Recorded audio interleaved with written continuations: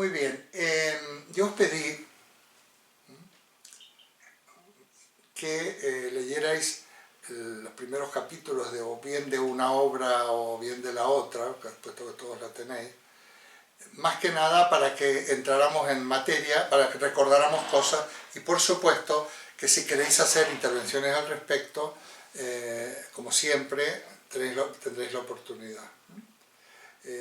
Básicamente recordar cómo entiendo yo la filosofía, cuál puede ser la utilidad de este grupo que yo le denomino seminario, un grupo de transmisión y difusión de la filosofía, un grupo de diálogo entre personas de distintos países muy similares y muy distintos unos de otros, y muy similares y muy distintos.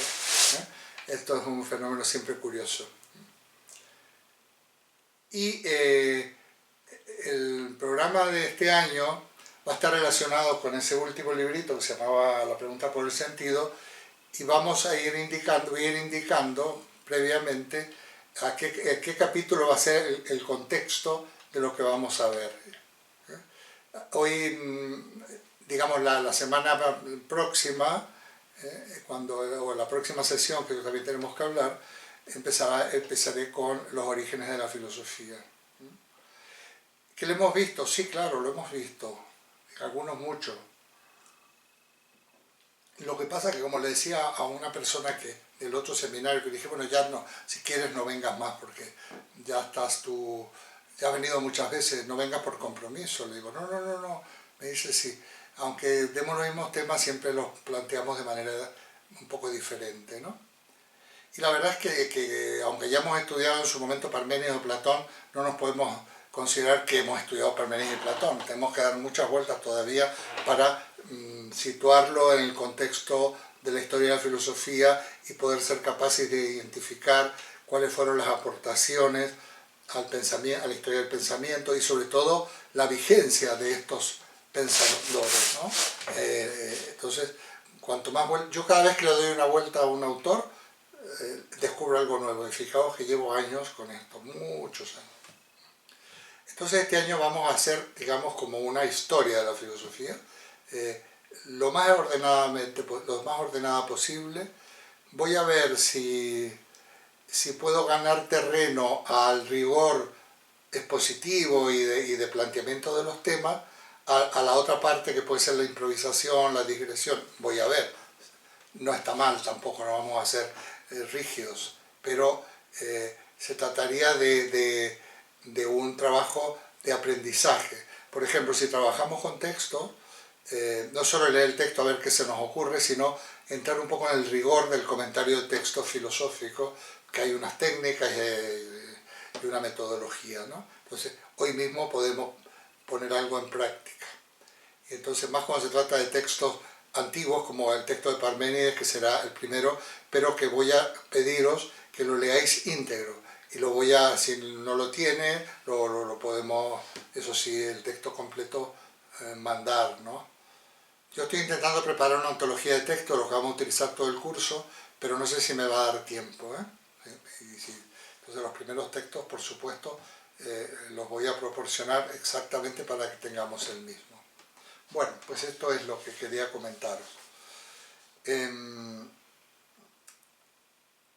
A mí me pareció muy oportuno empezar con el texto de Heidegger, no para saltarnos toda la historia de filosofía, sino porque el texto de Heidegger alude a algo que, si yo soy capaz ahora mismo de explicarlo, vamos a decir que es un requisito fundamental para estudiar y profundizar en la filosofía. Y no solo en la filosofía, porque también en la vida, porque la filosofía, tal como titulamos este curso, se llama la filosofía como escuela de vida. Entonces, nosotros aprendemos filosofía no por el mero hecho de aprender filosofía, aunque al que le guste también, sino porque nos sirve para la vida. Esto es la cuestión. Entonces, ese texto me parece oportuno. me venía a la memoria mientras decía que Platón y Parménides y Aristóteles, porque los otros días cuando se habló de un cierto tipo bueno, yo creo que puse un texto en alguna parte así un poco de estos apócrifos que cuelga la gente en el muro de Facebook, y se hablaba un poco de la inmortalidad, en parte ligada con el recuerdo. No era un planteamiento metafísico ni religioso. Dije, independientemente de las creencias de cada uno, al menos un tipo de inmortalidad es que las personas siguen estando presentes en nuestra vida. Por ejemplo, qué sé yo, nuestros padres, a los que no los tenemos, cosas por el estilo. Pero esto siempre me lleva, ¿qué presente que sigue, por ejemplo, Platón o Parménides? ¿Qué presente? Esto es un grado de inmortalidad muy interesante, porque muchos siglos después de muertos siguen de alguna manera aportando y siguen generando inquietudes, preguntas, interrogantes. Bueno, es un tipo de inmortalidad. Hay una vigencia de estos filósofos. Fijaos, en la historia todo lo que tiene vigencia por algo la tiene, no me refiero a algo extraño, sino simplemente porque vale, que sea una obra de arte, sea una composición musical, etc. Eso se ha independizado incluso de los propios autores para ser patrimonio de la humanidad, y siempre nos está o enseñando algo, dando información, haciéndonos disfrutar, me refiero al arte, por ejemplo. Entonces, esto es increíble. También tiene que ver con este tejido de la epopeya de la especie humana, con todos sus altibajos y con todas sus luces y sombras, pero tiene algo que ver en ese entramado de que en el fondo somos una unidad, que es la humanidad o la sociedad, ¿no? Entonces, y esta sociedad que en parte, bueno, yo como María José, que no está, por cierto, la excuso, María José está de vacaciones, ¿no? Ha cogido vacaciones precisamente en este mes, no va a estar las 2 o 3 primeras sesiones, ¿no? Como María José soy optimista, a pesar de todo, soy optimista en que creo que estamos mejor ahora que hace, esto es, que hace 1000 años y hace 500 años y que hace 200 años, creo que estamos mejor. Pero bueno, a lo mejor ese estar mejor es desigual, y para que unos estén muy bien, o estemos muy bien porque estamos en la parte privilegiada del planeta, otros están seguramente peor. Esto no vale vale para la humanidad en su conjunto, pero no vale para otros, digamos, segmentos más pequeños, ¿no? Yo creo que está peor estas tribus de África que se mueren de hambre por las sequías y por todo, porque antes su economía agrícola estaba muy bien desarrollada, hasta que vino, sin embargo, la intervención de las potencias occidentales y de la especulación, y devastaron todo esto. Entonces, no vamos a hablar de este tema, pero bueno, es cuestión de que vamos a seguir entrando en diálogo con las entrañas de la historia del pensamiento a través de algunos de esos autores escogidos. Muy bien, pues ya está. Entonces vamos a empezar con el texto. Empezamos ya después de esta introducción un poquito larga, vamos a empezar a explicar lo que quiero, que a ver si nos podemos poner de acuerdo. Por favor, cuando termine, hacéis todas las preguntas, todas las dudas, porque a veces luego os frenáis, no las hacéis, entonces no permite avanzar. Yo lo que voy a explicar es esto de qué significa pensar, aprovechando un texto de Heidegger, aprovechando. ¿Qué queremos decir? ¿Qué significa pensar? Esa es la expresión. ¿Qué es pensar? Es conocer, es reflexionar, es divagar, es recordar, es fantasear. ¿Qué es pensar? Bueno, esto es lo que vamos a intentar explicar hoy. Porque si nosotros logramos aislar, no es fácil definir estas cosas, nosotros logramos aislar esa capacidad y cualidad humana del pensar, vamos a estar empezando a poner a punto una herramienta que lo vamos a necesitar durante todo el curso. fijaos que yo no digo el pensamiento, digo pensar. Pensamiento es un sustantivo, pensar es un infinitivo verbal, pero que se puede sustantivar. El pensar, el comer, el dormir, estamos sustantivando un infinitivo. Entonces prefiero utilizar el pensar por lo de dinámico que tiene. En cambio la palabra pensamiento alude a algo ya acabado, o por lo menos un resultado, ¿no? Entonces yo prefiero decir pensar que pensamiento. Por supuesto que el que piensa tiene pensamientos. Pero pensar, Heidegger dedica unas conferencias que se titulan ¿Qué significa pensar? Recuerdo, estas cosas ya las he dicho. Y los asistentes de esta conferencia, la mayoría de ellos son científicos. Y entonces de paso le va a decir a los científicos, para saber lo que significa pensar, nos cuenta, hay que pensar. Y a los científicos dicen, no, la ciencia no piensa. Interesante. ¿Por qué no piensa la ciencia? Bueno, pues yo no voy a ser muy misterioso, porque cuando hablamos de ciencia hablamos de razonar. O sea, por ejemplo, pensar y razonar no es lo mismo. Aunque para pensar conviene razonar, porque si no, pero pensar y razonar no es lo mismo. Bueno, dice Heidegger, para saber lo que significa pensar, el texto no lo tenéis ahí, es preciso que estemos dispuestos a aprender a pensar. Con esto ya contamos, vosotros, nosotros, yo también, estamos dispuestos a aprender a pensar o a seguir aprendiendo a pensar. Eso podemos darlo por descontado. Tenemos un grupo estupendo porque estamos dispuestos a continuar aprendiendo a pensar. Yo el primero.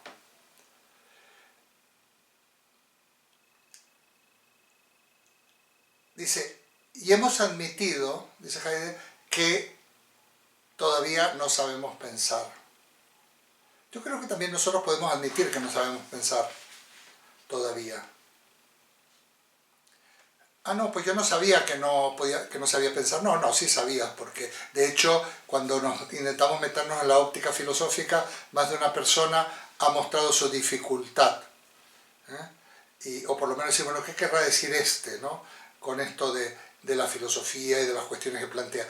Todavía no sabemos, menos mal, porque nunca vamos a saber pensar, pero cada vez podemos pensar mejor.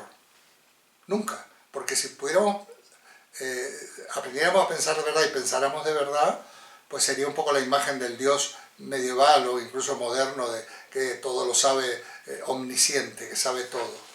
Y no creo que nosotros nos podamos equiparar con esa imagen de Dios. Una imagen, no digo un Dios, una imagen.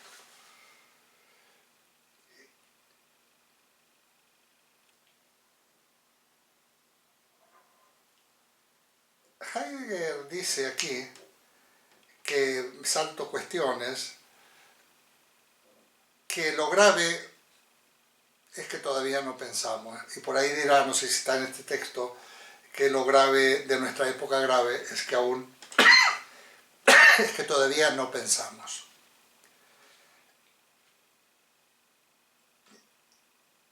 Y por ahí dirá también que, no sé si está en este texto, que precisamente que el todavía no pensamos no es desesperanzador, todo lo contrario, porque eso quiere decir que si todavía no se esperó, que podemos llegar a pensar. Bueno, yendo a intentar, no voy a estar todo el rato con esto, para Heidegger pensar es en lo que de por sí da que pensar. Quiero que nos quedemos con esta... ¿Y qué es lo que da que pensar? Bueno, se puede plantear al menos en dos planos, en dos niveles. Yo por ahí digo en el otro librito que se llama Filosofía y Terapia, que normalmente el ser humano piensa en los problemas. O sea, si nosotros hemos dicho que pensar no es elucubrar, razonar, divagar, demás, pensar es decir, bueno, cuando yo digo tengo que pensarlo, ¿no? Por ejemplo, vamos a ver usos del término o de los términos. Tengo que pensarlo. ¿Ya lo has pensado? Sí, lo he pensado. ¿Y qué has decidido? Pues he decidido que no, o que sí. ese pensar apunta a pensar en un problema, o mejor dicho, a pensar en un problema que es lo que nos motiva o nos impele a pensar. Y entonces en aquella oportunidad, en ese curso, yo explicaba qué era un problema.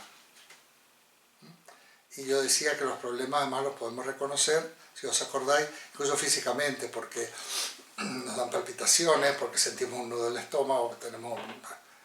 Entonces, realmente es algo parecido. Cuando nosotros nos empeñamos a fondo nuestra capacidad de pensar, inteligencia, razón, etc., es cuando tenemos un problema. De ahí yo decía en algún momento que no pensamos todo el rato. Sería terrible pensar todo el rato, ¿eh? Sería terrible. No solo porque implicaría que estamos llenos de problemas, sino porque es agotador.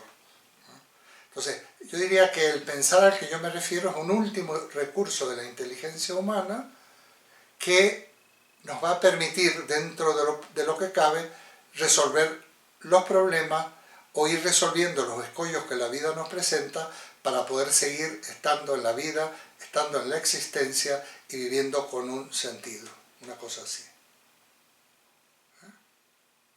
Una cosa así.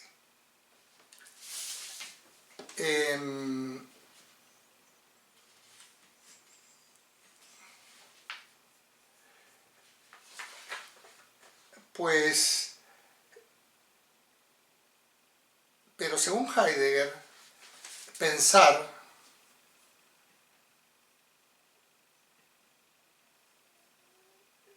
en un primer lugar es pensar en lo que de por sí debe ser pensado. Y bueno, hay un aparente juego de palabras que no lo es, y dice, bueno, ¿en qué hay que pensar entonces? En lo grave, ¿qué es lo grave que todavía no pensemos? Bueno, esto nos lleva a otra cosa, que aquello a lo que tiende el ser humano en el pensar es a algo que siempre se le sustrae. Está más abajo del texto. Dirá también, previamente había dicho, filosofamos sin cesar, pero no pensamos. Lo gravísimo de nuestra época grave es que todavía no pensamos, ¿no? Pero lo que da que pensar se nos sustrae, nos da la espalda y nos deja, yo estoy poniendo ya interpretaciones por supuesto, nos deja como sin fundamento. Porque cuanto más importante es aquello el que nos da que pensar, más se nos escapa. Más se nos escapa. Dice Heidegger, lo que ha de pensarse le vuelve las espaldas al hombre, se le sustrae. Me gusta mucho esta metáfora, le vuelve las espaldas al hombre.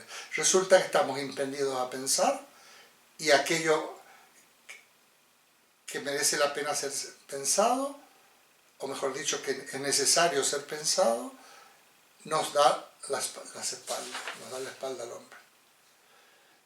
Y esto, él dice, ese sustraer, lo que se sustrae de, esto quiero que lo apuntemos, parece difícil pero no lo es tanto, lo que se sustrae deniega su advenimiento, lo que se sustrae deniega su advenimiento. Esta sustracción es acontecimiento. Acordémonos del término acontecimiento porque lo vamos a usar en más de una ocasión. Precisamente esto es un acontecimiento. Los acontecimientos son hechos o circunstancias especiales y excepcionales, ¿no?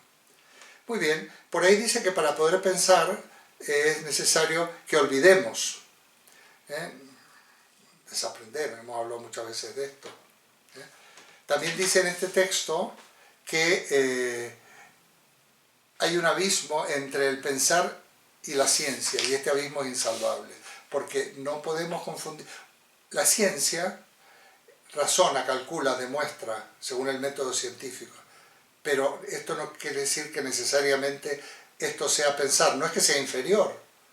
También puede ocurrir que esto nos provoque y nos lleve a pensar. Bueno, hemos puesto sobre la mesa estas cuestiones. Y entonces, ¿qué esto qué va a ser? O sea, estamos como constreñidos a pensar en algo que se nos sustrae y que para colmo se nos escapa permanentemente. Y a lo mejor lo único que podemos decir, que, como dice al final de este texto, al entrar dentro de la esfera de atracción del sustraerse, estamos en camino hacia lo que nos atrae sustrayéndosenos. Eso que se nos sustrae nos atrae, porque todo lo que se nos escapa, nos da la espalda, no solo en estas cuestiones, en la vida nos atrae más. Aquello que no es fácil de conseguir, ¿no? Estando en camino de lo que se nos sustrae, nosotros mismos estamos señalando aquello que se sustrae. Claro, lo que se nos sustrae, de alguna manera lo señalamos, porque vamos en esa dirección. Y es un señalar esencial, porque nos constituye. O sea, ¿qué quiere decir constituir? Porque forma parte de lo que es el hombre. ¿Qué es el hombre? Aquella pregunta de Kant. Que persigue algo que se nos sustrae, pero que sin embargo no podemos dejar de perseguirlo. Y termina ese pequeño texto diciendo, el hombre señala en su calidad de caminante lo que se sustrae. Su esencia consiste en ser uno que señala. No es una mera metáfora. Lo más importante es que señalamos. Cuando Sócrates decíamos que la verdad, lo más que puede hacer un maestro es enseñar, pero enseñar en el sentido de señalar, no enseñar en el sentido de adoctrinar. Y terminaba, porque eso lo pone Heidegger en el propio libro, dice, un texto de Herder, un pequeño verso, dice, un signo somos, indescifrado, sin dolor somos, y en tierra extraña casi perdemos el habla. Un signo somos, indescifrado. Ya veremos la noción de signo y el de ser indescifrado. Bueno, entonces, ¿todo esto qué es? Bueno, que me he permitido recordar un texto de la introducción, del prólogo a la primera edición de la Crítica de la Razón Pura de Kant, que conocéis, porque yo lo he mencionado muchas veces. He traído esta traducción, yo me sé de memoria otra, pero he preferido apuntarla. Dice, la razón humana tiene el destino singular, en uno de sus campos de conocimiento, de hallarse acosada por cuestiones, lo he subrayado, que no puede rechazar por ser planteadas por la misma naturaleza de la razón, pero a las que tampoco puede responder por sobrepasar todas sus facultades. Esto, como sabéis muy bien, son las cuestiones metafísicas. Si unimos todo esto, somos un signo indescifrado y probablemente indescifrable. Y como este curso se llama La pregunta por el sentido, lo primero que podemos decir es que en realidad somos buscadores de sentido. Eso es, porque la búsqueda del sentido es en el fondo ir detrás de aquellas cuestiones que se nos sustraen, pero que es inevitable que se nos planteen. Es cuando Kant dice, tiene la razón humana esta naturaleza, ser asaltada por cuestiones de índole tal, bueno, esto es el que no sabía de memoria, que por su naturaleza son inabordables y sin embargo es inevitable. Léase o entiéndase la existencia de Dios, la inmortalidad, todas estas cosas el origen del universo, todas estas cosas que aparecen continuamente, que es inevitable que aparezcan y que sin embargo no tienen respuesta. Y en esa especie de tensión entre aquello que perseguimos, que se nos sustrae continuamente y que mientras más se nos sustrae, más nos interesa, y en ese caminar hacia lo que se nos sustrae, se desenvuelve la vida humana. Esto no es metáfora, esto no es poesía, esto no puede dar lugar a poesía. Tampoco es nociología o teoría del conocimiento desde el punto de vista científico o filosófico-científico. Es un intentar aproximarnos a ese caminar en pos de lo que se nos sustrae de una manera respetuosa y abierta. Por eso no le ponemos nombre, decimos aquello que se nos sustrae. Y por eso somos un signo indescifrado, porque las personas, los seres humanos, señalamos, significamos por un lado y señalamos por otro, o en el mismo asunto. Pero quizás es lo único que somos. Por eso yo siempre recordaba en este punto los versos de Machado: caminante, no hay camino, se hace camino al andar, etc. Somos caminantes. Bueno, está en nosotros que esa vida de caminantes, de perseguir aquello que se nos sustrae pero que nunca lo podemos asir completamente, y mucho menos apropiarnos de ello, sea un drama o sea una tragedia. Digamos, para poner otro ingrediente que tiene que ver con lo que habla en la vida. La vida puede ser un drama o una tragedia. Una comedia no, nunca es una comedia. En todo caso, una tragedia, un drama con partes de comedia. ¿Qué diferencia hay entre drama y tragedia? Bueno, lo sabéis muy bien, y sobre todo Denise, por ejemplo, lo sabe muy bien, porque ella le interesa mucho el pensamiento antiguo y el pensamiento clásico y la mitología. Los griegos celebraban estos festivales teatrales. El teatro griego era exponer el drama o la tragedia o la comedia humana ante el público, y eso tenía un valor catártico. Porque si tú te ves reflejado, los actores representan la vida humana, la vida del hombre, de esa sociedad, de esa cultura. Y lo que pasa es que puede ser o un drama o una tragedia. La diferencia, como sabéis muy bien, es que el drama tiene solución y la tragedia no tiene solución. En Grecia, como todo es resultado, ya lo veremos, eso lo veremos despacio, todo es resultado o producto de la moira, de las moiras, pues que son los que tejen el destino del hombre, pues el hombre no puede cambiar el destino. Léase, por ejemplo, recordemos el mito de Edipo, que no tiene, como el oráculo le revela que va a matar a su padre y va a tener relaciones incestuosas con su madre. Él intenta deshacerse de eso que está escrito y sin embargo no puede, ¿no? Bueno, eso es una tragedia. Será interesante en algún momento del curso con alguno de los autores, en las reflexiones, en una reflexión ética, podamos profundizar en esto. Yo creo que la vida es un drama, pero no una tragedia. El drama presenta escollos, momentos muy difíciles, momentos que estamos muy perdidos, momentos de que todo parece que se acaba, que las dificultades nos atenazan, pero si mantenemos la capacidad de luchar y de sobreponernos y de buscar recursos y desenmarañar estos obstáculos, pues seguiremos adelante. ¿Cuál es el sentido? La pregunta por el sentido, que es el título de este seminario, el sentido es precisamente la pregunta por el sentido, la pregunta fundamental. Ya lo veremos en su momento, lo hemos visto mucho eso, seguramente si habéis leído los inicios de alguna de las dos obras, esto ya ha aparecido, por eso no quería yo quería que lo leyeres, para no ya decir cosas que ya las hemos dicho. Pero, ¿quién puede decir de nosotros, en este momento, cuál es el sentido? No, sí lo podemos decir, tendríamos que hacer el esfuerzo de poder decir, o escribir, o pensar al menos, cuál es el sentido de la vida, y darnos una respuesta a nosotros mismos. Dialogar sobre esto también es posible, más difícil, pero es posible. Teniendo en cuenta que, y esto no es trágico, sino sigue siendo dramático, teniendo en cuenta que, como diría Sartre, el hombre es un ser para la muerte.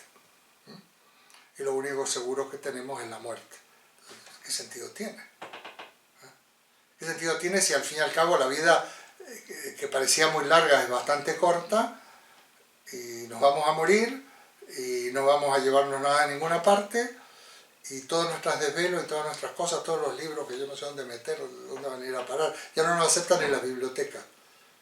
Porque los bibliotecarios formados dicen, no, esto no es un depósito de cosas obsoletas, no me interesa, ese libro no me interesa, no interesa.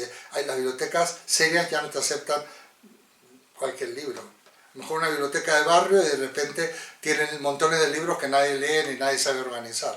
Las bibliotecas... Entonces, ¿dónde está todo esto? ¿No? Como dónde están los cassettes, los, los, los CD y todas estas cosas.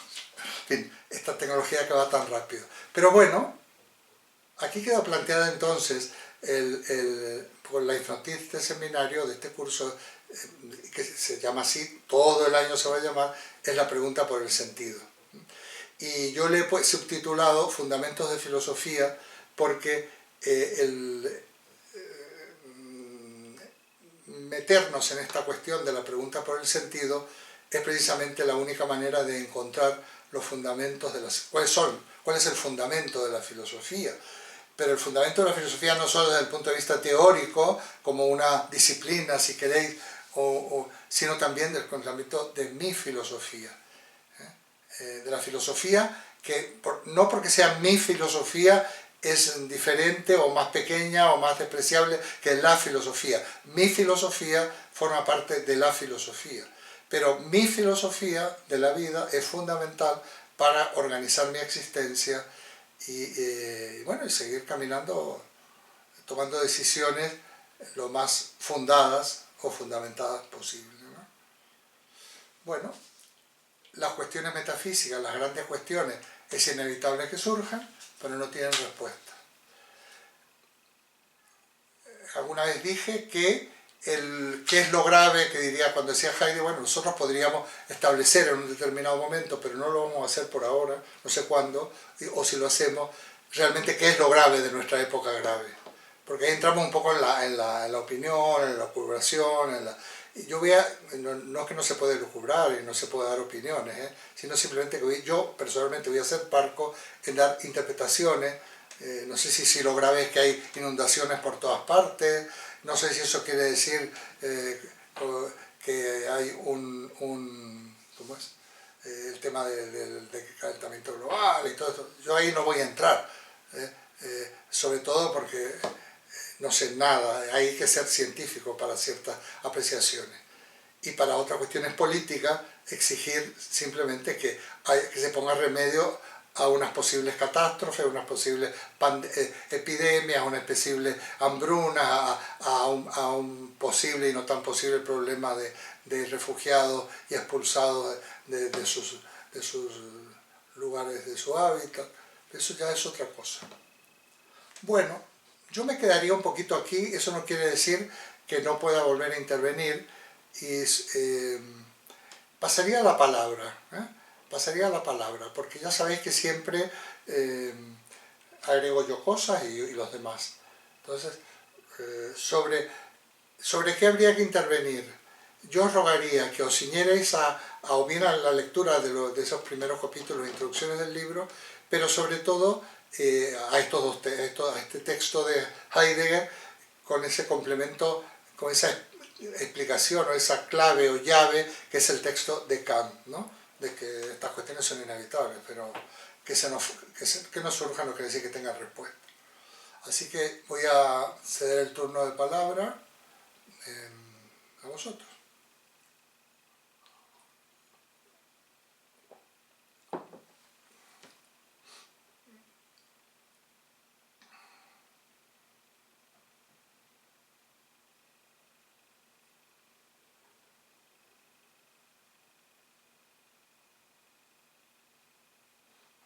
Arantxa se sonríe. Ahí está Laura también.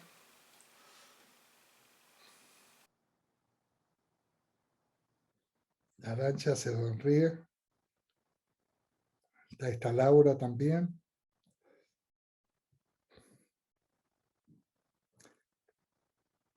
¿Podéis dar el micrófono? ¿Quieres hablar, Arantxa? Pues, No, si nadie pregunta, que empiezo a preguntar yo. habían dos preguntas, ¿no? Pero para el momento que corresponda. ¿Cómo? No, pregunta mejor Raúl, que yo era porque estábamos Raúl todos y luego callados. Arantxa, Y por tengo ahora. así de preguntas. Arantxa, Raúl y Arantxa, por ahora. No, otros, da igual, otros. No, pero me refiero que para las intervenciones. Y si no, nos ayuda un poquito Edwin, que no se me escape alguno. Yo creo que si Raúl tiene algo que decir, que lo diga, que ya sabemos que luego... Porque después me escapo, ¿no? Bueno. No, te van a regañar. No, sí, mira, estaba leyendo en la filosofía de la no respuesta, ¿no? Ujú. Alguna cuestión que decía, nosotros no podemos ser felices en una sociedad de gente infeliz. No podemos sentirnos a gusto en una sociedad como la nuestra. Y esto me llevó a pensar un poco, aunque no estoy muy seguro qué es lo que es pensar todavía, porque cuando me dijiste que pensar y razonar no era lo mismo, quedé totalmente desorientado. Entonces, o bueno, uno piensa sobre razones, me imagino, pero bueno, estas son las dos cosas a las cuales quería referirme. Y cuando veo que estamos, digamos, no podemos ser felices en una sociedad de gente infeliz, este, ahí me entraron algunas dudas, ¿no? Esto está vinculado con cuestiones económicas, está vinculado con cuestiones, digamos, de la vida, de haber logrado cosas o de estar feliz, o sea, de sentirse más o menos conforme con uno mismo, o todo eso. Porque yo, a ver, hay gente que no es feliz porque a lo mejor, obviamente, tiene a lo mejor un familiar enfermo o porque él mismo está enfermo y no está feliz. Entonces, como esto ocurre muchísimo en la sociedad, me da la sensación de que es no imposible, pero muy cercano a lo imposible, ser feliz basado en esto que decías, ¿no? Que era, bueno, eh, no podemos ser felices en una sociedad de gente infeliz, ¿no? Y entonces ahí me venía la pregunta de que deberíamos centrar nuestra atención, me parece, o por lo menos para mí, ¿no? En que realmente qué es ser feliz, ¿no? Si nos preguntamos qué es ser feliz y nos quedamos todos de acuerdo en qué es ser feliz, y a lo mejor todos, ¿no? Algunos ya lo deben tener mucho más claro que yo, por supuesto. Si centráramos y llegáramos a un acuerdo de qué es lo que es ser feliz, de esto que he discurrido, ahí sí me quedaría mucho más claro bueno, que si realmente es posible o no es posible ser feliz cuando la sociedad que te rodea no es feliz. Y esta es la segunda parte que dije, lo dije al pensar, o sea, lo dije al pasar, esto de pensar y razonar, que no es lo mismo, y estas diferencias, me parece que es un punto para mí, ¿no? Muy, muy clave, muy importante porque, este, eh, claro, a lo mejor uno piensa en razones y eso es razonar, no sé, algo de esto debe haber, pero no me doy cuenta y me encantaría poder tener más claro eso. Estos son los dos puntos a los cuales, a los cuales quería referirme. Muchas gracias. Muy bien, Raúl. Y intentaré ser breve. Bueno, lo primero, yo digo también por ahí que ser feliz es sentirse feliz. Obviamente, porque no se puede definir lo que es ser feliz, como no se puede definir lo que es estar enamorado, o no sé qué, o cuando una obra de arte es bella. Sabemos que es bella, pero ¿cómo definimos por qué es bella? Ser feliz es sentirse feliz, o sea, estar bien. Hay momentos en la vida donde estamos bien y otras veces que estamos desosegados, puede ser por motivos sobrevenidos, enfermedades, problemas económicos, enfermedades de un ser querido. Pero es así de sencillo.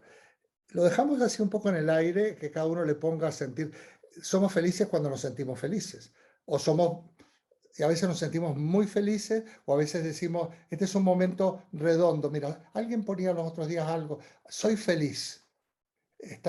En algún momento de este verano seguramente hemos sido felices, o bien rodeados de nuestra familia, o bien en un lugar que nos gusta, en un paisaje, en tranquilidad, o escuchando música o leyendo un libro. Ahora me siento, hay momentos redondos.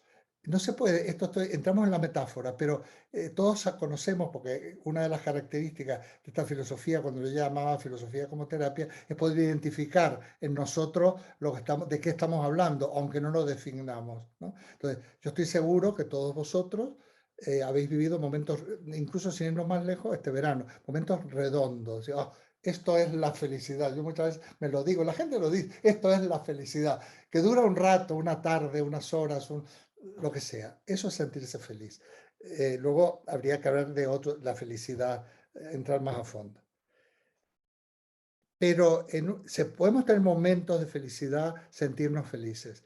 Pero en una sociedad de gente que sufre, si somos seres humanos sanos, no sé si podríamos lograr, sí, es inevitable que en ciertos momentos redondos nos sintamos felices. Mira, Laura creo que también ha levantado la mano, Edwin nos ayuda. Laura, quería Espera, hablar. Bueno, primero Arancha y posteriormente Laura. sí. Y a tú te referías, yo cuando me refiero a infelicidad me refiero a la infelicidad que provoca, la infelicidad profunda solo lo provoca el factor económico, Raúl. No hay otra causa de infelicidad que el factor económico. Hablando de factor económico, hambruna, sí, miseria, esclavitud, todo este tipo de cosas. Esto es, las sociedades que no les alcanza ni para lo mínimo, por más que trabajen y trabajen y trabajen. Esta es la auténtica infelicidad. Luego hay otras infelicidades. Mira, a Heidegger y a los existencialistas algunas veces se entraron en estos temas y se los acusó de filosofía burguesa decadente. Yo no me refiero a la infelicidad, es un término casi pasado de moda, pero se podría analizar burguesa. Yo me acuerdo que concretamente estando en Hermosillo hace años decía, mira, su mayor problema es que se le ha roto una uña. Se usaban unas uñas largas, postizas o no postizas, ¿no? Alguien que sufre, se me ha roto la uña. Fíjate qué pelos tengo, me están saliendo. No me refiero a esa infelicidad, ¿no? Me refiero a la infelicidad que no puedo comprar el vestido porque voy a tener que repetir vestido para un evento social. No me refiero a eso. Me refiero a la auténtica infelicidad de los desarrapados del mundo, que son muchos, y que entonces Clarísimo. no se sienta concernido en esto, pues es un problema. Clarísimo. Y lo otro, lo de razón y pensar, bueno, yo no lo hice aquí, pero lo hice en el otro, hubo atisbos, siempre, pero al final llego a la conclusión que o tengo los medios o no lo voy a hacer, por eso hicimos una parada en la lógica y en el razonamiento, ¿no? Y nosotros vamos a hablar un poquito cuando hablemos de Aristóteles, porque es muy amable y se entiende muy bien la lógica aristotélica. Y esta es la diferencia, ¿no? Porque más, el científico incluso puede pensar, razonar en un campo, pero le puede llegar a decir que a algún gran físico que esto parece que todo es obra de Dios. Bueno, pues ahí está patinando, como mínimo patinando. Sobre todo cuando de alguna manera habla como científico y con prestigio. Dios no juega a los dados. ¿Cómo juega a los dados? Dios si ni siquiera es. No, nadie que no es puede jugar a los dados. Por poner choca la razón y el pensar. Bueno, ahí nos quedamos un poquito, Raúl, no sé. Sí. A ver, está así. Sí, no me queda del todo claro, ¿no? Pero de todas maneras, seguramente. ¿Qué es lo que no te queda claro? ¿La primera o la segunda? No. La primera te dije que impecable. Sí, bueno. Porque La segunda el tema ese de la felicidad y con gente que no es feliz, me quedó clarísimo, muy bien. Lo que, disculpa, lo que todavía no, esto de pensar y razonar me tiene un poco confuso. Para eso este curso de filosofía. Mira, yo creo que se va bastante cuando veamos la lógica de Parménides, que es nada, la tenemos a la vuelta de la esquina, cuando veamos un poco lo que es el logos de la época ateniense, cuando veamos las bases de la lógica aristotélica. Con eso... Listo. Aceptado. Ahí vamos. Aceptado. Muy bien. Aceptado y a la espera. Muy bien, Raúl, gracias. Venía Arantxa. Adelante, Arantxa. Hola, muy buenas a todos. Te A vemos solo ver, la yo cabeza. Te vemos solo la cabeza, baja un poquito hacia. ya es que tengo que ponerme muchos cojines porque si no Ah, vale, me quedo vale, vale. Está bien, chiquitilla. está bien. Vale, bueno. A ver, yo tengo determinadas dudas en relación al texto, a los textos tanto de Kant como de Heidegger que has enviado, ¿vale? Ajá. Entonces, la primera pregunta, o sea, vamos a ver, cuando Kant dice, es que ¿sabes lo que me pasa? Que tengo, bueno, da igual, me estoy oyendo a mí misma desde el otro lado, me estoy poniendo nerviosa. Bueno, Kant lo que dice es que, vamos, espera un segundo.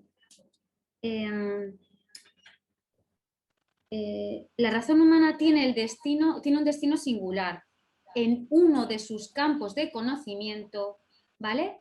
O sea, ahí sería mi primera pregunta. ¿Cuál es otro de los campos de conocimiento? Yo te Y aconsejaría ya, que lo eliminaras, porque yo tengo la traducción de que vale, la razón humana tiene este destino, que es asaltada por cuestiones de índole tal, que no tienen respuesta y sin embargo son inevitables. Punto. Eso vale, es una oración de relativo que seguramente el traductor la ha puesto, pero no está en todas las traducciones. vale. Entonces, para Kant, que seamos capaces de pensar, de plantear cuestiones, no significa que no sepamos, una cosa es resolverlas y otra cosa es que no tengamos facultades para ello. Yo entiendo que Kant considera que el mero hecho de que mi razón me hace plantearme cuestiones, pero que yo realmente no tengo facultades para responderla. Que yo no pueda responderla no significa que no tenga facultades. No, ya, no. Pero la cosa viene un poquito, has hablado de facultades o capacidades. No, aquí hay algo mucho más serio. Las cuestiones fundamentales nos asaltan, queramos o no. A ti, a cualquiera, al último pastor perdido en no sé qué parte de África. No, nos asaltan a todos.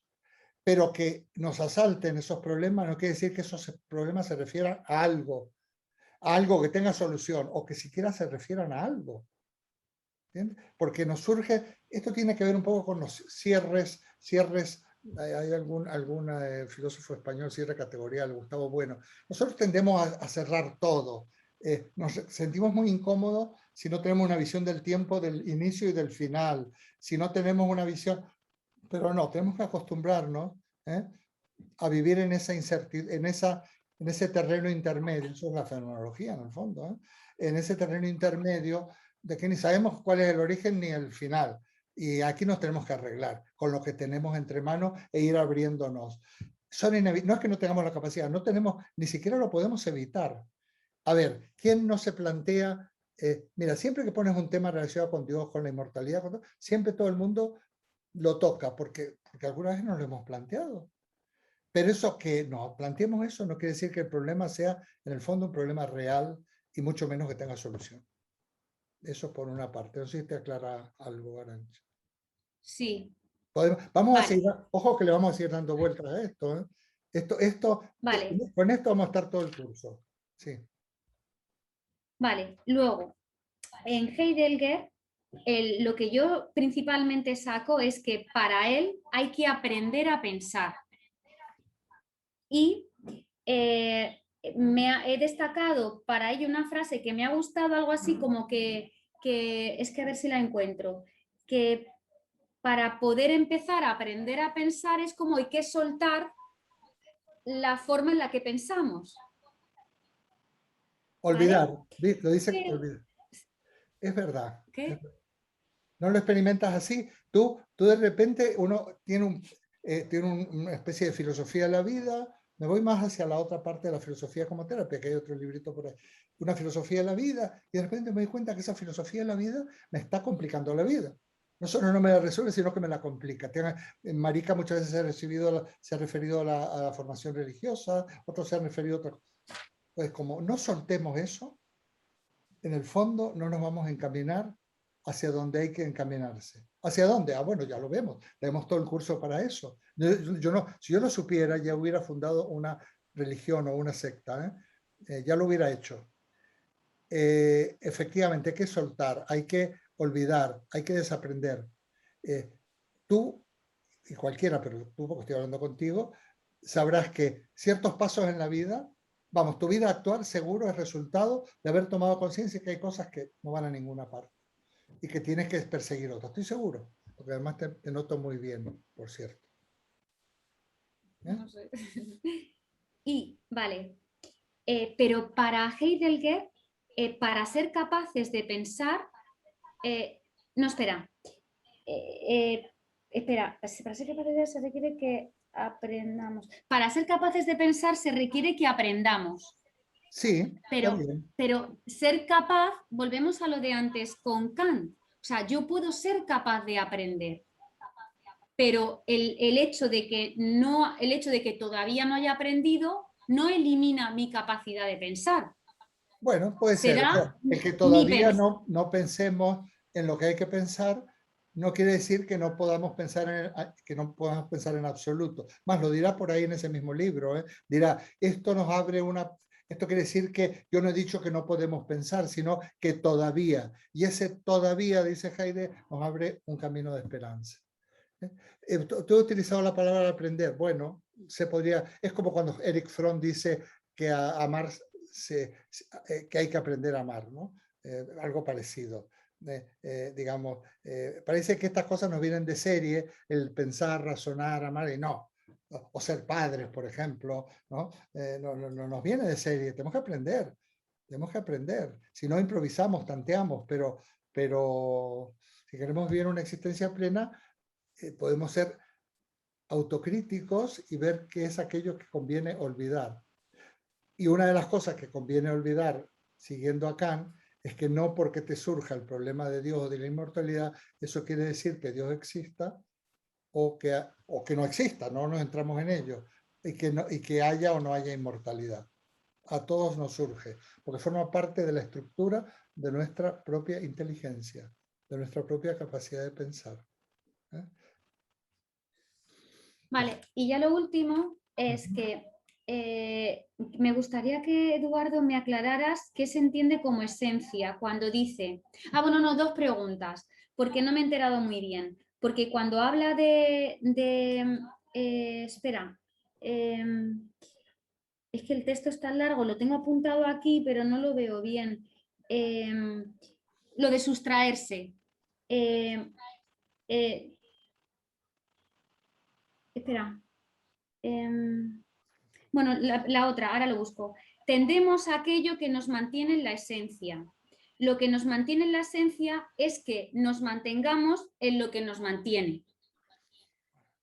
Heidegger escribe mucho así.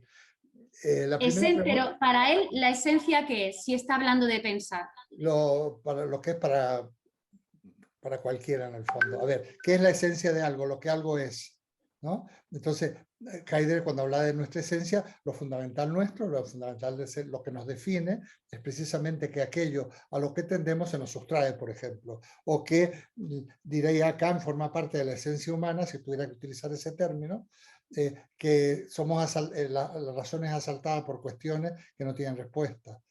De todas maneras, el término esencia, como este curso es un curso de filosofía, de fundamentos de filosofía, lo vamos a ver específicamente en Aristóteles concretamente y en Platón, y llegado el caso a lo mejor hasta en Guillermo de Ockham o en el Medioevo o en Santo Tomás de Aquino.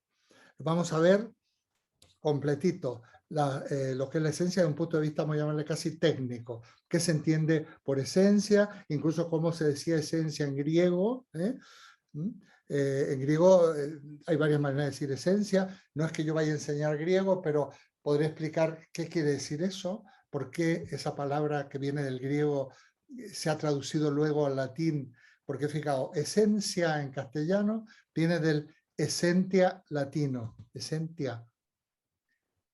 ¿Y sabes de dónde sale esencia? Del verbo esse, que es el verbo ser. Entonces, la esencia es el ser del ser, el existir del ser del que está siendo. Para nosotros no quiere decir nada. No tiene que ver con nuestro verbo ser, esencia. Pero para un latino, el infinitivo del verbo ser es ese, y esentia es un participio, en el fondo. Como es en griego, también la palabra esencia, que en algunos sentidos es usía, es el participio presente del verbo eina, que es el verbo ser. Entonces, curiosamente, hay dificultades de comprensión que tienen que ver con la traducción. Con la palabra ente. A nosotros ente no lo relacionamos con el término ser. Sin embargo, nuestra palabra ente viene del ens latino, que es el que está siendo, que está existiendo. Bueno, existiendo es relativo. Y viene de la palabra on griega. O sea, todas estas cosas que son tecnicismos y no vamos a aprender latín y griego ahora, a no ser que quisierais, pues conviene al menos que lo sepamos. Que la dificultad de comprensión de los términos tiene mucho que ver con el problema de las traducciones. Entonces vamos a explicar ampliamente, como cuando le decía a Raúl, ser y pensar, razonar, razonar y pensar, ampliamente el término esencia lo vamos a tratar, podríamos decir, técnicamente. Pero para que vayamos seamos un poquito el término esencia es lo que define algo. Ya está. La esencia del ser humano, bueno, Aristóteles dice animal racional. Lo vamos a tratar. Es un tema complejo, vamos, largo, pero no es. Vale. Vamos, estoy seguro que lo vais a entender. Y ya la última, lo de sustraerse. Primero dice, lo que propiamente debe ser pensado se mantiene desde siempre dándole la espalda al hombre. O sea, es lo que debe ser pensado, le da la espalda al hombre, y luego dice, el hombre no es capaz de pensar mientras él siga sustrayéndose de lo que debe ser pensado. Pues muy bonito, como mínimo muy bonito. A ver, eso hay que buscarle la vuelta, ¿no? Explica lo de sustraer. Pero, a ver, fíjate qué interesante que lo que se nos sustrae siempre nos atrae. Porque en el fondo el ser humano tiene una tendencia a poseer aquello, y sin embargo se nos va a sustraer permanentemente. ¿Sabes dónde se va a ver meridianamente? En el análisis del texto ¿cómo es? Del banquete de Platón. Cuando Eros tiene la capacidad de conseguir lo que necesita, porque tiene el recurso de herencia de su padre, y sin embargo está condenado a perderlo por herencia de su madre, Penía, la diosa de la pobreza. Y entonces, tiene que ver con eso. Heidegger es un gran conocedor del pensamiento clásico, más él propone de alguna manera una vuelta a los griegos, y además también propone como fue una época del pensamiento alemán de principios del siglo XX, la vuelta a los griegos, una especie de filosofía basada en el lenguaje, pero de la correcta traducción, desde Nietzsche, pasando por Heidegger, por otros, de los griegos. Porque hay muchas cuestiones que los griegos no tendrían ninguna duda. Por ejemplo, lo que decía Raúl entre pensar y razonar, se utiliza el verbo noein. Y luego, curiosamente, hay algunas lenguas occidentales, como el alemán, que está más apegada al origen griego. Y entonces un alemán no dudaría de algunas cosas que nosotros en castellano, que tenemos una lengua muy rica, donde los términos son muy polisémicos, pero nos cuesta muchísimo. Es una lengua, decían algunos, yo no estoy tan seguro, que es muy apta para la poesía y la literatura, pero es muy imprecisa para la filosofía. Porque tenemos ¿qué quiere decir esencia? ¿Qué quiere decir pensar? Ahora, yo me quedo más con la metáfora de lo que se nos sustrae, porque lo que más nos llama la atención es lo que se nos sustrae. Y he utilizado la palabra llamar la atención, que para Aristóteles, con estos autores vamos a estar, es el origen del filosofar, que algo te admire, que te llame la atención, que te provoque, pero te provoca lo que se te escapa también.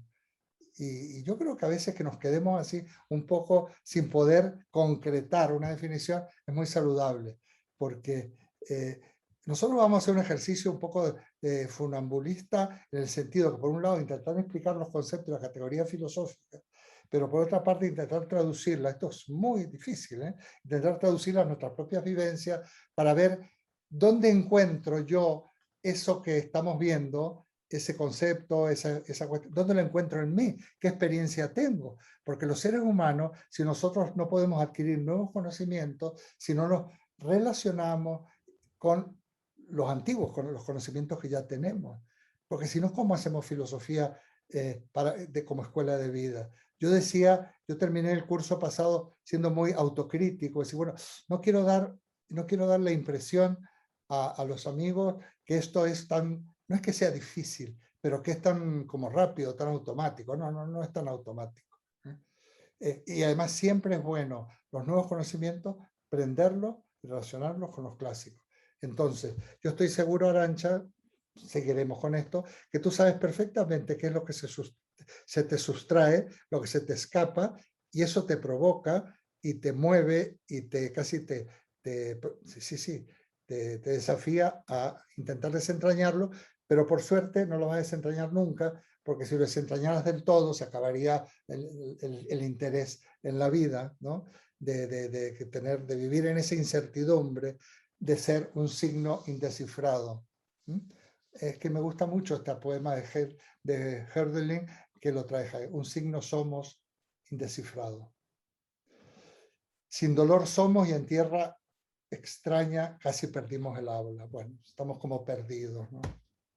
No sé si quieres algo más, Arantxa. Esto se va a ir aclarando. Nada, ya. No me voy a mover. Ojalá que los que toman la nota me lo recuerden en su momento y que cuando terminemos el periodo griego, protesten seriamente si yo me he olvidado o he sorteado, como los políticos, las cuestiones espinosas. Heidegger, recordemos que era un alumno de Husserl, ¿no? Y Husserl pues era el maestro que por ahí le daba por la fenomenología, el padre de la fenomenología, ¿no? A lo que llega Husserl es para mí hablar en un lenguaje muy poético acerca de la existencia.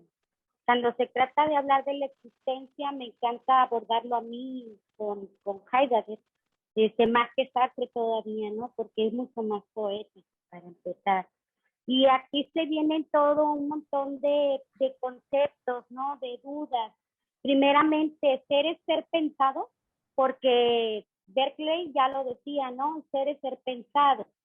Pero ser es ser pensado, estamos cayendo en un idealismo, en un idealismo. Ahora, meditar. Recordemos que el Maestro Jesús se fue al Getsemaní a meditar. ¿Qué es meditar? Pues pensar, yo lo entiendo como el acto de pensar, ¿no? Reflexionar, también para mí es lo mismo, ¿no? Cuando decías, Eduardo, que déjame pensarlo, ¿no? Lo que comúnmente decimos, déjame pensarlo. En términos fenomenológicos es reflexión, es ir al volver a la flexión, a nosotros mismos, ¿no? A llegar a nuestro pensamiento crítico, a desfragmentar esa idea, a analizarla. Entonces, para mí, pensar es un conjunto de análisis, ¿no? Vamos a analizar esto, desfragmentarlo todo, ¿no? Para volverlo a acomodar. Entonces, eso es pensar. Incluso se podría pensar que también pensar es planear, una planeación, ¿verdad? Que no tiene nada que ver con nuestras facultades, porque todos los seres humanos nacimos pues dotados con facultades cerebrales iguales que todos. ¿En qué radica la diferencia? En que muchos reflexionamos y otros no. Entonces nadie se muere por no reflexionar, no pasa nada. Hay personas, de hecho, hay sociólogos como Lipovetsky, ¿no? Que dice el libro La Era del Vacío, porque estamos en la era del vacío. Actualmente se nos está influyendo mucho por las redes sociales o por modismo, ¿no? El quiérete a ti mismo, el egoísmo, ¿no? Y Heidegger es el yo, ¿no? Lo que le dicen los psicólogos, piensa en ti, y es hasta un cierto tipo de egoísmo, ¿no? Pero Heidegger, Aristóteles, Heidegger y todos estos filósofos lo que llegaban a decir era que querían llegar al ser, ¿no? Decía Heidegger 3 tipos de existencia, ¿no? El ser ahí, ¿quién es el ser ahí? Pues ese que está arrojado, que está eyectado, nada más ahí, que no le importa su yo, que no le importa la sociedad ni nada. Ahí nació, está arrojado al mundo. El ser para los otros, ¿no? Y el ser para sí, o el verdadero ser, ¿qué es el ser? ¿Cómo podemos llegar al ser, no? Entonces, pues menuda chamba, ¿no? A la respuesta de qué es pensar, y yo me declino más por la búsqueda del sentido en una postura subjetiva, porque cada quien va buscando su realidad, y también existen variantes tipos de realismo, ¿no? La realidad es lo que quería Muy bien, entonces comentar. muchas gracias. Te voy a poner en el mismo casillero que a Laura, por ahora, provisionalmente. Bueno, yo creo que no tenemos que exagerar porque tenemos el curso entero. A ver, es difícil y es fácil.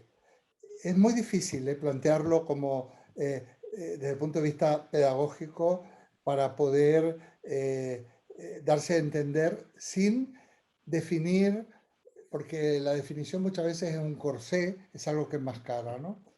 Pero así como dice Fromm que amar, sabemos lo que es amar cuando amamos, sabemos lo que es pensar cuando pensamos. Pero me resisto mucho, bueno, me resisto no, quiero decir, lo que aquí dice Heidegger, que por otra parte Heidegger en algunas cosas es absolutamente indigesto, es indigesto. Entonces, si yo he puesto el texto de Heidegger para plantear una especie de paradoja inicial y abrir nuestra curiosidad, pero Heidegger es muy indigesto. Y en lo que no entiende la gente habría que ver qué valor tiene. Yo no creas que me gusta mucho Heidegger, pero no.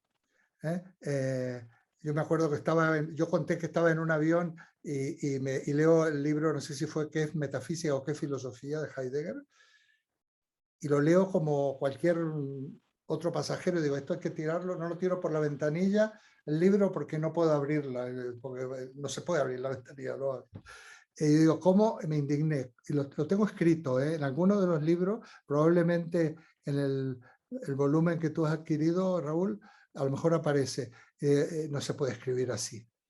No se puede utilizar un lenguaje abstruso, críptico, que tengas que hacer todo un curso para poder entenderlo. Pero tampoco podemos ir a lo laxo de cada uno dice lo que quiere, lo que piensa. Sí, claro que podemos decir, pero de la vida, pero si estamos intentando entender qué es en qué consiste o cuál es la pregunta por el sentido, tenemos que sintonizarnos entre todos para ver si vamos a hablar de lo mismo, porque es que si no... Claro, se puede hacer un curso mucho más básico, explicar lo que piensa un autor, lo que piensa otro, bueno, pero aquí podemos ir un poquito más a fondo. Y yo lo que quiero es que seamos capaces de identificar, aunque no definamos, esa actitud del pensar, que no es casi nada de las cosas que aquí se han dicho. Es como cuando la semana pasada yo dije estoy cansado y aposta un poco, bueno, para que fuera un preámbulo porque era verdad, y María José empieza a interpretar, bueno, ¿qué querrá decir? Que estás aburrido. Y digo, no es nada de esto. Muchas veces, Denise, y te personalizo, me gusta a veces, pero va a todo, para saber lo que es algo, tenemos que recorrer un camino de ir descubriendo lo que no es. A mí me gusta mucho. A veces no es esto, no es lo otro, no es lo otro. ¿Y qué es? Y el que es lo que se nos sustrae, que plantea Heidegger.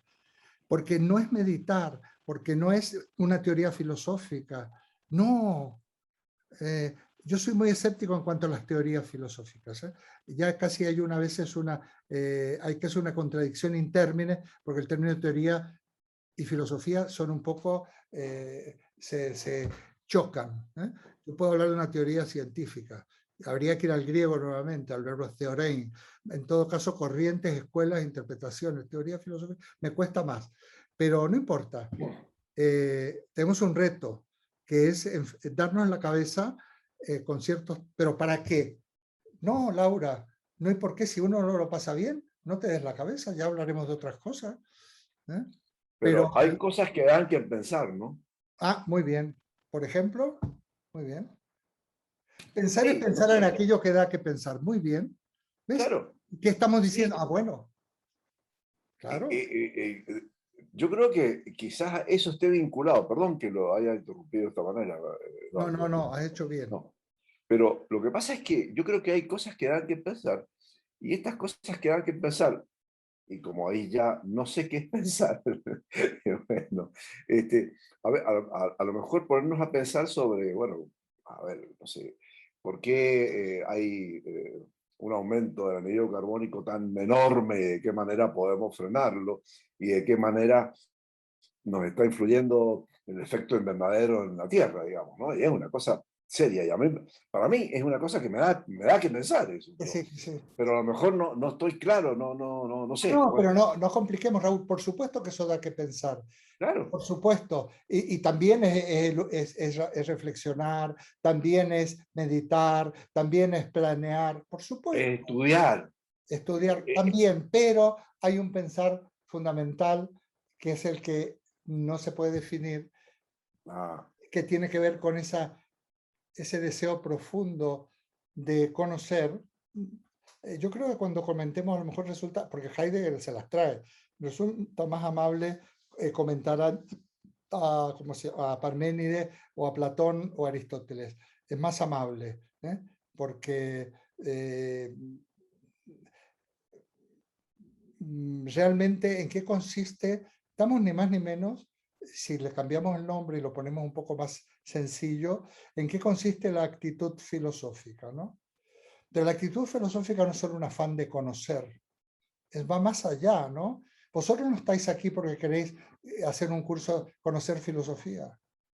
No, vosotros estáis aquí porque os llama la atención la filosofía, perdonadme que yo me anticipe en la interpretación, y creéis, o por lo menos estoy seguro que no vais a decir que no, que el poder entrar en estas cuestiones os permitirá ser más patronos de vuestra vida, de coger el toro por las astas, de poder ser protagonista de vuestra existencia. Estoy seguro. No estáis acá solo por el mero hecho de aprender filosofía. Estáis porque, de alguna manera, porque sois unos buscadores, unos buscadores de sentido, unos caminantes, somos caminantes, y vamos tras algo porque cuando lo conseguimos se nos vuelve a escapar, como le pasaba a Eros, y nuevamente lo encontramos y se nos escurre, se nos escapa, y nos vamos a pasar, metemos o no metemos, la vida entera así, vamos a pasarnos la vida entera así,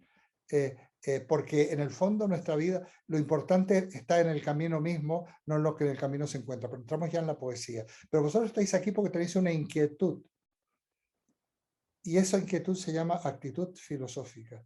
Y esa actitud filosófica y esa inquietud es la tierra abonada donde surge este pensar, que le podemos quitar el nombre, le podemos quitar porque también, a ver, estamos hablando en castellano y también pensar quiere decir conocer y quiere decir todas estas cosas.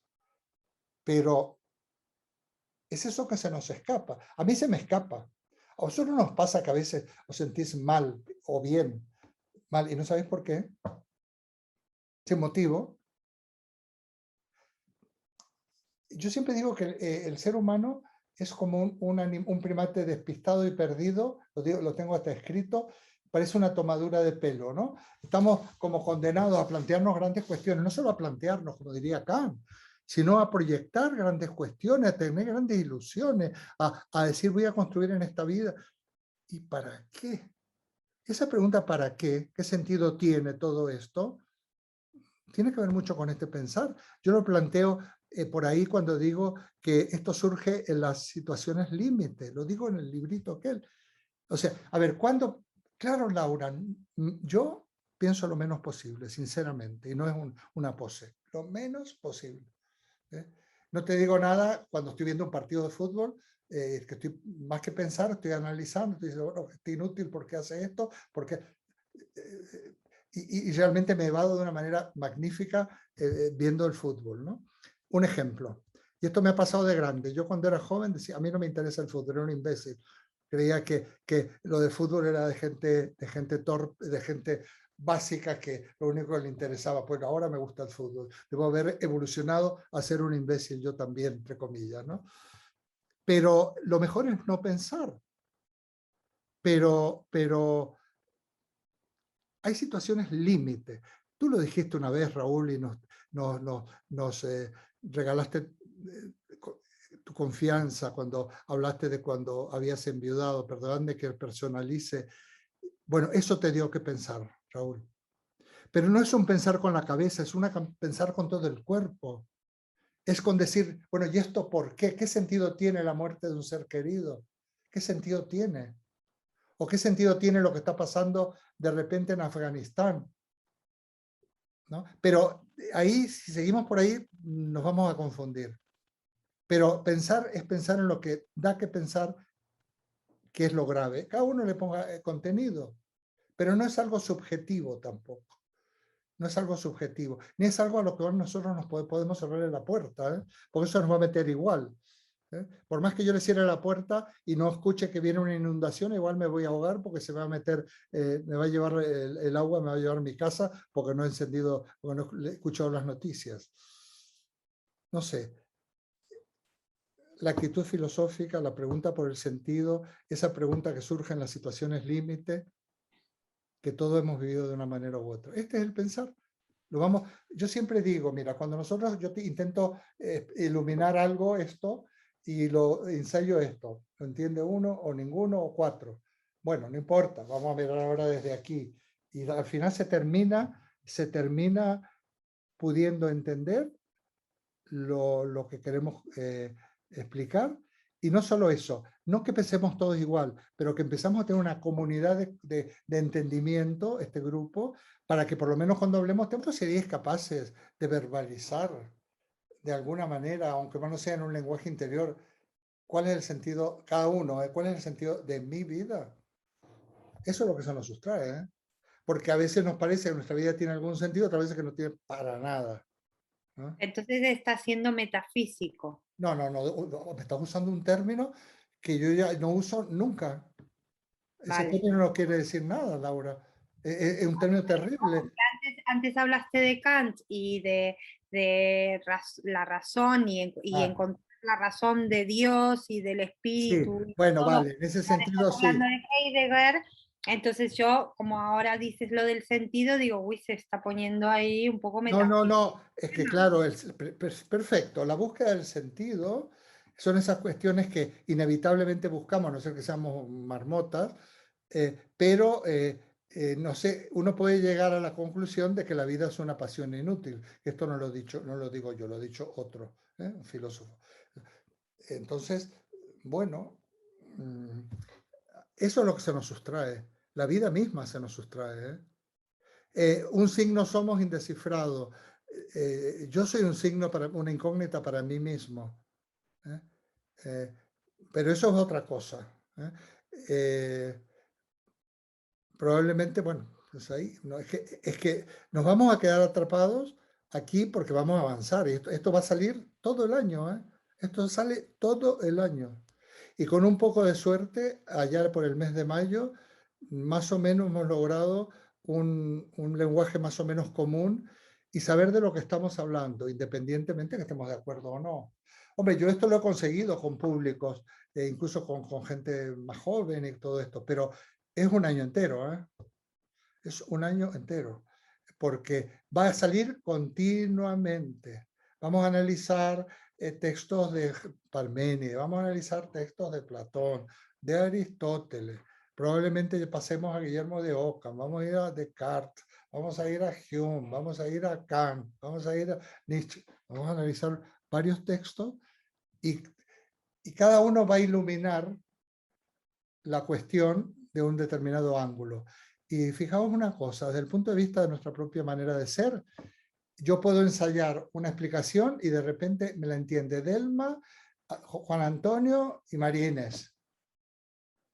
Y lo demás no entiende. De repente ensayo otra, lo mismo, lo ilumino otro punto de vista y Amalda y Estela dice, ah, sí, ya lo he visto.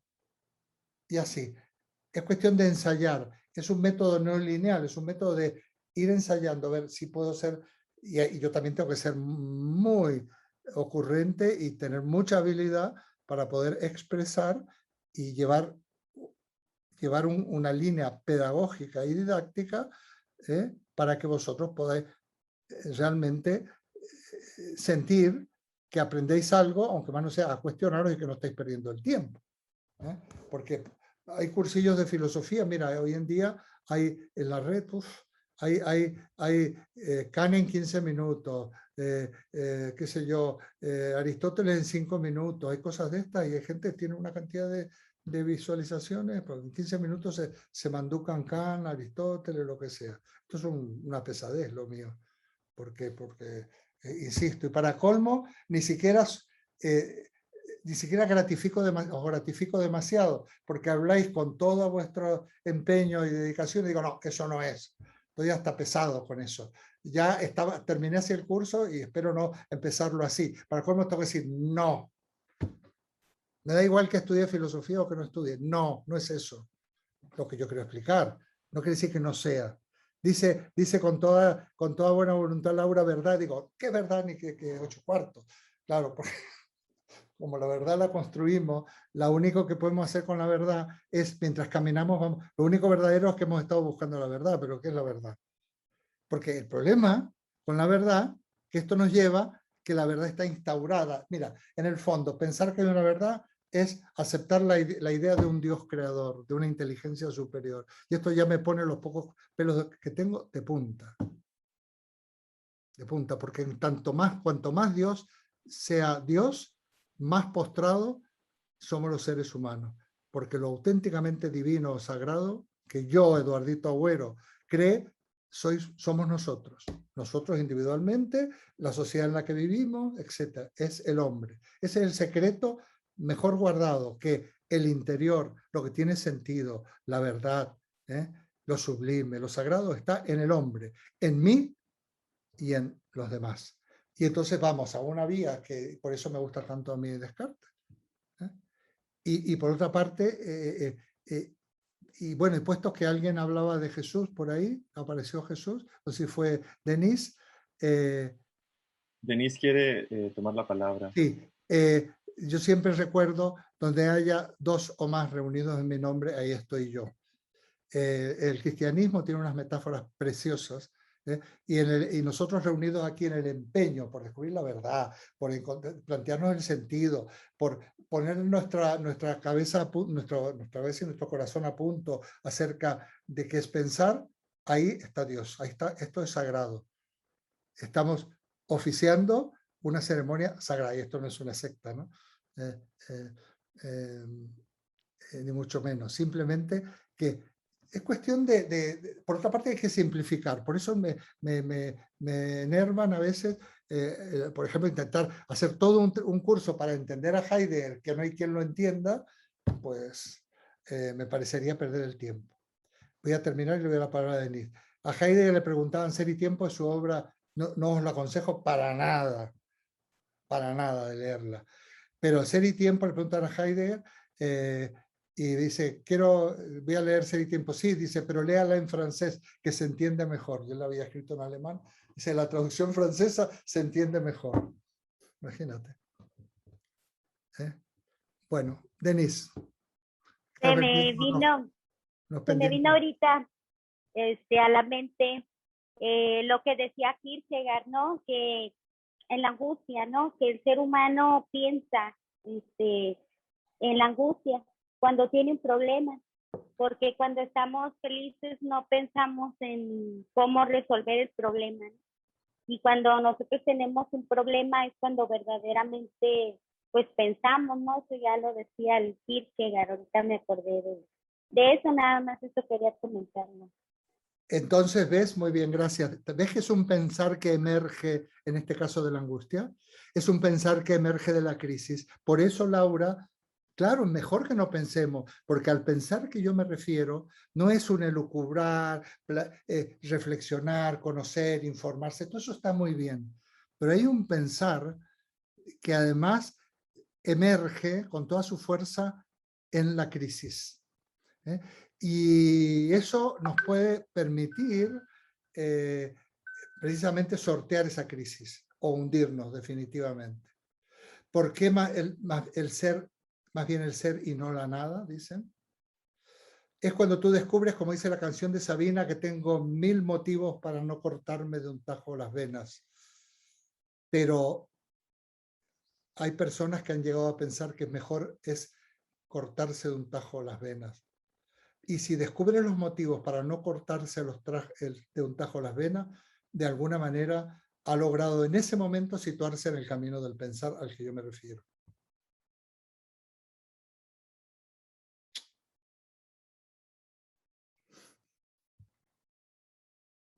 Hemos empezado con todo, ¿eh?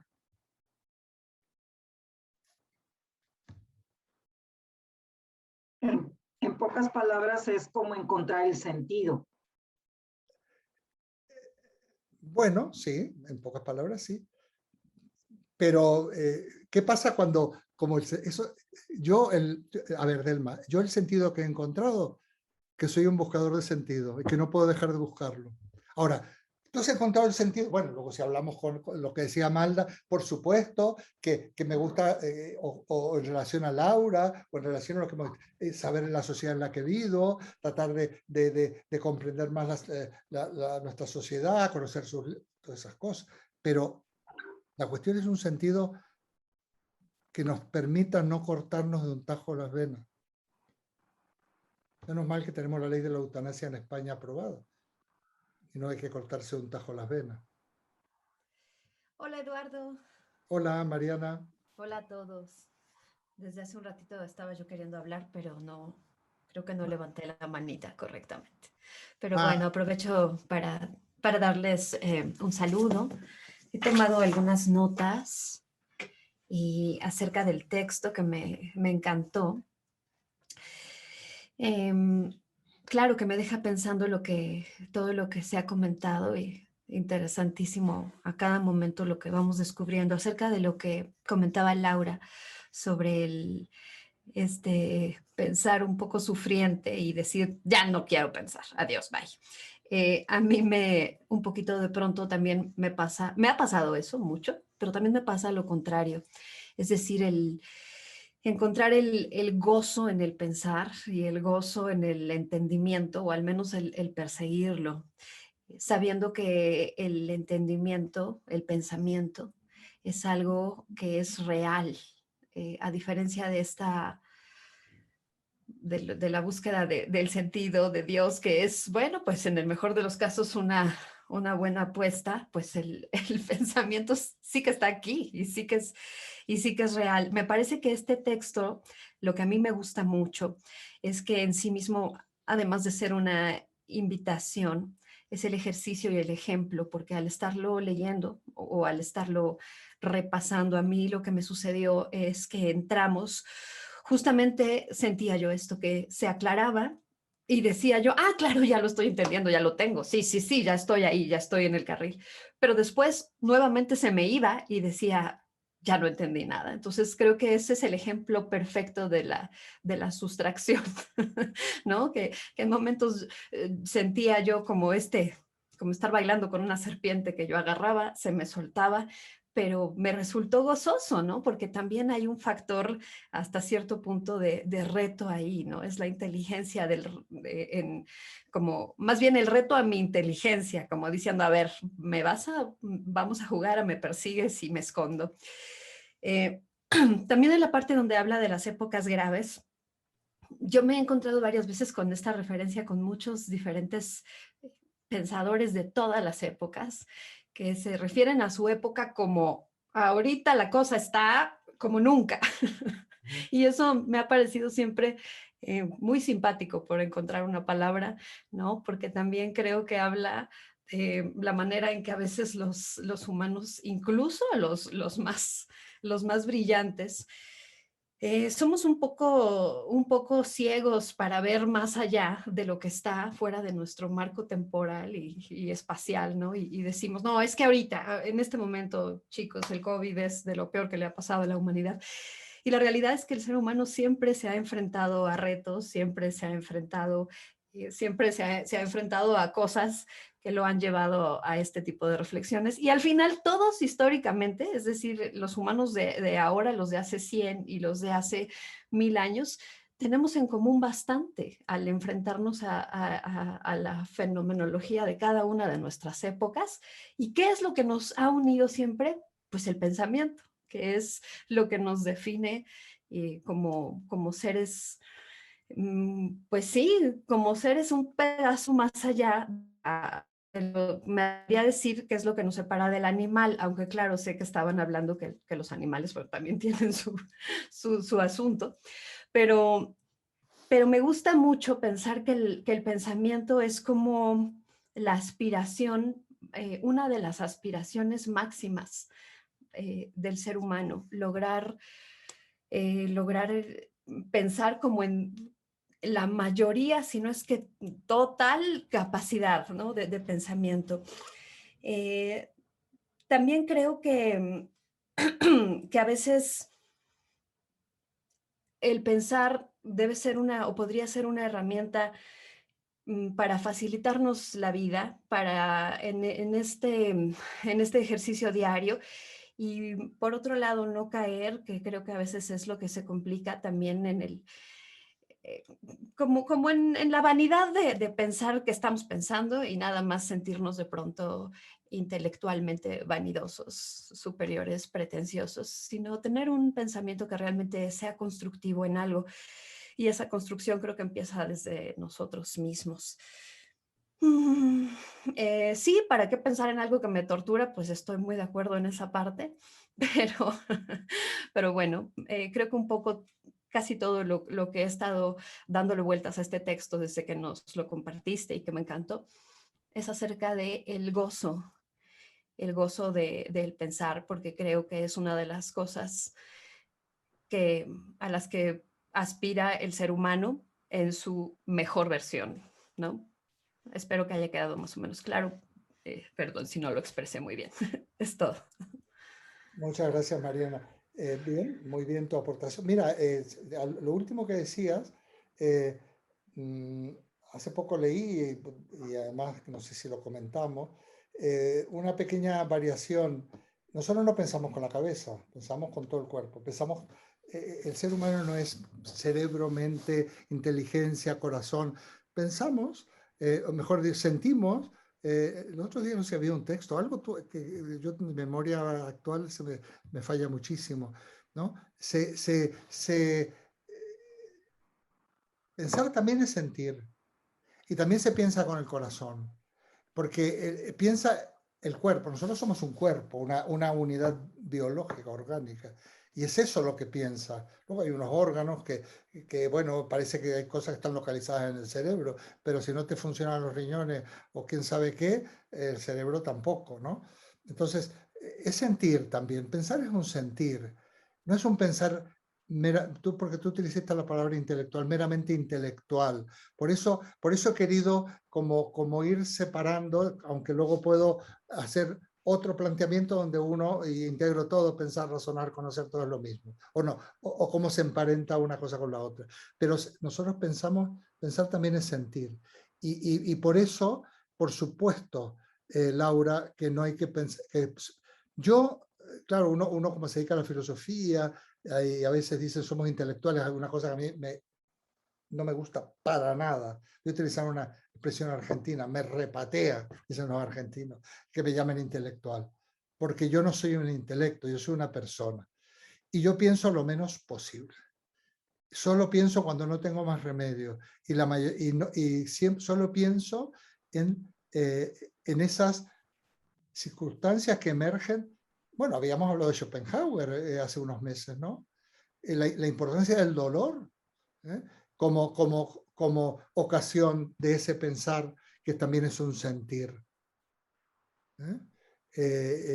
Por eso es mejor no pensar, porque no pensar significa no estar en situaciones límite. Y es más, y a veces es sano, Laura y todos los demás, evadirse, no que se nos sustraiga, sustraernos nosotros, evadirnos. Pero ¿sabes qué pasa? Que llega un momento que aquello que se nos sustrae es bastante cabroncete, porque por un lado se nos sustrae, pero por otro lado, si nos queremos ir, nos trae para que no nos vayamos. Entonces, nosotros, aquello que da que pensar o aquello que nosotros de lo cual queremos evadirnos, a veces no nos deja ir. Y dormimos y de medianoche te despiertas y ahí sigue. Y luego no sé qué pasa y ahí sigue. No es tan fácil. Ojalá, Laura, pudiéramos sustraernos a aquello que nos hace pensar o que ojalá. Yo creo que a lo mejor si no pensamos estamos muy felices. Y hay podríamos nombrar muchas situaciones de la vida donde no pensamos. Lo que pasa es que el sentir, con esto, es también pensar. O mejor dicho, es un pensar sintiente. Nosotros, es mentira que se piense con la cabeza, se piensa con el corazón, se piensa con las vísceras. Porque es una respuesta del organismo para mantenerse en la vida, ¿no? A eso me estoy refiriendo. A lo mejor he entrado por otro lado y se aclara un poco más qué significa pensar. Bueno, yo digo que ¿por qué pensar con algo que nos agobia? Pues precisamente María José va a venir, lo que pasa es que está de vacaciones. A veces el mes de vacaciones, en septiembre, algunos españoles prefieren porque es más tranquilo todo y demás, ¿no? Pero esto lo va a ver, María José lo va a ver. No, María José además va a seguir como un clavo con nosotros. Pone una nota de sensatez.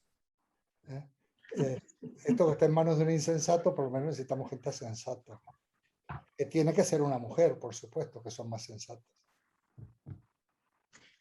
¿Puedo hablar? ¿Quién quiere hablar?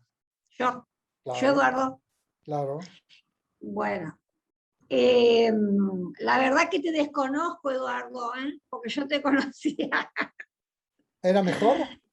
Sí. No tan malo, ¿no? Era más bueno. Ah, amigo, la vida. Sí. Era más bueno, ¿no? Sí, era más bueno. Escúchame, Eduardo, cuando Francisco me pasó el libro este de Heidegger y me puse a leer el primer capítulo este de qué es pensar, yo me quería morir, porque digo, pero ¿qué es esto? No lo entiendo para nada. Lo leí varias veces y fui subrayando cosas. Y como decía Laura, por momentos me encontraba y decía, sí, creo que era Laura la que decía, y una felicidad, y seguía un poquito más, no, ¿y esto qué es? ¿Qué es? Bueno, y anoté algunos puntos. No lo leas, ¿Cómo? no lo leas. Bueno, y vos sabés que he anotado algunos puntos y me encuentro con uno que también dijo Aranza, que dice así: podemos aprender a pensar si a la vez desaprendemos, nos quitamos los prejuicios. Bueno, yo de eso tengo experiencia, lo hice y me siento re feliz. Y a Kant le agradezco muchísimo a través tuyo lo que pude aprender, lo que me pude sacar de encima y lo feliz que me hace. Porque son cosas que yo, como siempre les cuento, los traía de siempre. Y es como vos decís, y a la noche me aparecía, me visitaba. O iba caminando por la calle, yo iba feliz, por ejemplo, al gimnasio, y se me cruzaban algunas figuras de las que me pude sacar. Y hoy entonces digo, qué felicidad, qué alegría. Entonces digo, esto es algo de la felicidad. Porque yo antes, no sé si pensaba, pero sí me hacía sufrir. Me hacía sufrir muchísimo. Y otra cosa que anoté, lo que merece ser pensado se aparta del hombre. Para poder aprender a pensar, debemos ponernos en camino. Bueno, sí, y otra cosa, lo que nos da que pensar no está fijado de ninguna manera. ¿Eso qué quiere decir? Tú lo que no entiendes. está fijado. ¿Cómo? Que lo entiendes, que lo entiendes. Que aparece. Que no es fijo, que bueno, no es algo. Bueno, y hablando y recordando algunas cosas que dijo Laura, después me di cuenta que, pero quiero comentarlo, cuando uno empieza de la pubertad a la adolescencia, uno va sacando, uno en el camino va separando cosas y se va sintiendo aliviado. Por ejemplo, va separando amistades, porque ya esas amistades no gustan, no gusta lo que conversan, no gusta con lo que se divierten, uno quiere otra cosa. Va llegando otra etapa y dice, yo estoy trabajando de esto, pero acá hay algo que hace un tiempo no me está gustando. Esto no lo quiero hacer más. Un buen día digo, voy a renunciar a este trabajo. Y pienso, pero con todo lo que me está dando esta seguridad, pero no lo quiero porque no me siento bien. Y entonces busco otra cosa. Todo eso que a mí me va haciendo feliz por etapa, yo pienso que es el sentido de mi vida. Yo hoy, por ejemplo, a pesar de soy la mayorcita de todas. Bueno, no tienes por qué decirlo todos los días. ¿Cómo? Que no tienes por qué decirlo siempre, no eres la mayorcita de todas. ¿No? Bueno, yo les quiero decir que yo me siento feliz a donde llegué. Fui separando cosas, fui separando momentos, fui separando personas, fui separando muchos encuentros, reuniones, y digo, esto es lo que yo quiero. Y cuando me propusiste de hacer este curso, a mí me vino re bien, porque yo continuamente vivo, no sé si es como decirte, pensando, removiendo cosas, y digo, ay, qué suerte que yo me pude enganchar en este tema, qué suerte que me gusta leer lo que leo, aunque por ahí, por supuesto, tengo algunas cuestiones. Entonces digo, entonces, si este es el sentido de mi vida, yo me siento feliz así, sin saber todo lo que puede llegar a venir en mi vida, ¿no es cierto? ¿Hasta cuándo voy a vivir? Muy bien. No sé si será eso lo que es el pensar, pero como vos decís... Me ha gustado mucho lo que has dicho y tengo que decir que tú eras muy buena cuando yo te conocí y nunca me imaginé que podías alguien ser todavía más bueno y creo que eres aún más bueno. Has evolucionado en ese camino.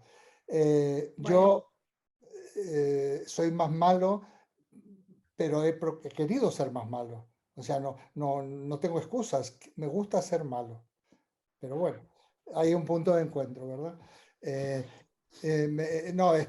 A mí me gusta mucho que estés aquí y más en este grupo que tenemos en tus intervenciones, cada vez es producto del trabajo. Este trabajo sí hay que hacerlo. Es el producto del trabajo y claro que te explicas y te explicas muy bien y sí.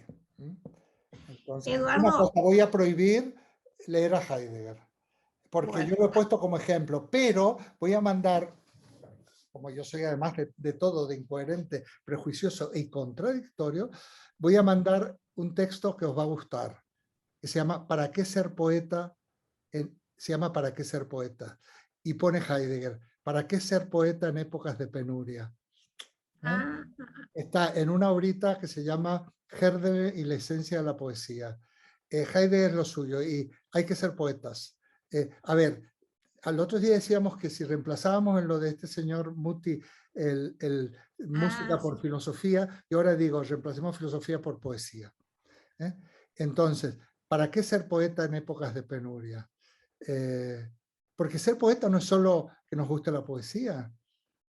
Si pudiéramos ver la vida como poetas, porque yo digo por ahí, en algunas cosas que he escrito, los poetas, y no solo yo, ¿no? Ya me confundo, sí, son los que ponen el nombre a las cosas. El poeta puede poner nombre a las cosas, nosotros podemos ponerle... Por eso cuando hablamos del pensar y de todo esto que estamos diciendo, es una aproximación a los términos más como poeta que como filósofo. Lo que pasa que probablemente los auténticos filósofos sean los poetas.